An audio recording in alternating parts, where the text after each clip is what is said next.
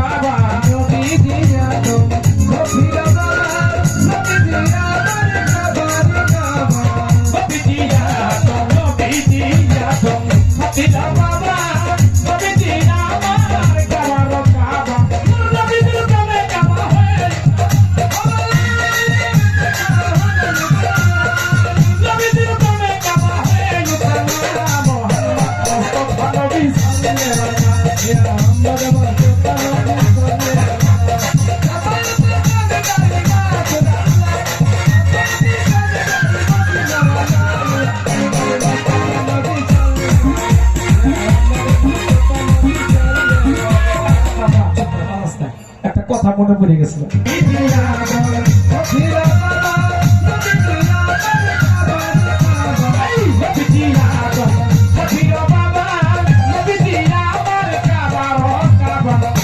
নবীজি আদম সফির বাবা, নবীজি আমার কাবার কাবা, নবীজি আমার কাবার কাবা, এটার দলিল আছে, আছে না? এটার দলিল আমি দিতে পারবো, কোরআন হাদিস থেকে আপনাকে দিতে পারবো। আপনার কাছে আমার একটু জানা দরকার, কাবা ঘরে হজ করতে গেলে হজরে আসওয়াদ পাথর চুম্বন না দিলে কাবা ঘরে হজ হইব? কি গো, যারা হজ করছেন, হজে গিয়েছেন, আসওয়াদ পাথর চুম্বন না দিলে হজ হইতো? ছাপা মারোয়া দৌড়াদৌড়ি না করলে হজ হয়? আমার একটু জানা দরকার, আসুসার দরবার ভক্তের কাবা ঘর, এই আসুসার দরবারে মুর্শিদের দরবারে আসওয়াদ পাথরটা কোথায়? ভক্তের জন্য যদি কাবা ঘর হয় তাহলে সেখানে আসওয়াদ পাথর থাকতেই হোক, যেখানে চুম্বন দিলে ভক্তদের পাপ মুক্তি হয়ে যাবে। কি এই ছাপা মারোয়া দৌড়াদৌড়ি করার লাগবো, এইটা আমার আসুসার দরবারে কোথায় আছে? যেখানে দৌড়াদৌড়ি করলে হজ হইব। তাই তো সব আছে। মসজিদের দরবার যদি ভক্তের জন্য কাবাঘর হয়, তাহলে হজের কার্যে যে নিয়মগুলো আছে দয়ালের দরবারে ওইটাই থাকতে হবে। আমার এখানে একটু জিজ্ঞাসা, এই দাঁড়া বাজাচ্ছে, ভালো একটা মানুষ পাইছি, এত জিজ্ঞাসা না, একটাই কথা। এবার আসেন, কাবা ঘরের মধ্যে কেউ স্যান্ডেল নিয়ে ঢুকতে পারবেন? না বাজার। পারবেন? সৌদি আরবে যাইয়া হজ করতে গিয়ে জুতো পায়ে দিন চাল যেত। আসুসর দরবারে ভক্তরা স্যান্ডেল পায়ে দিয়ে কাবা ঘর পাড়াইতেছে, পাপ হইতেছে না নাকি হইতেছে এটা কইবে। জিজ্ঞাসা একটাই, চলো।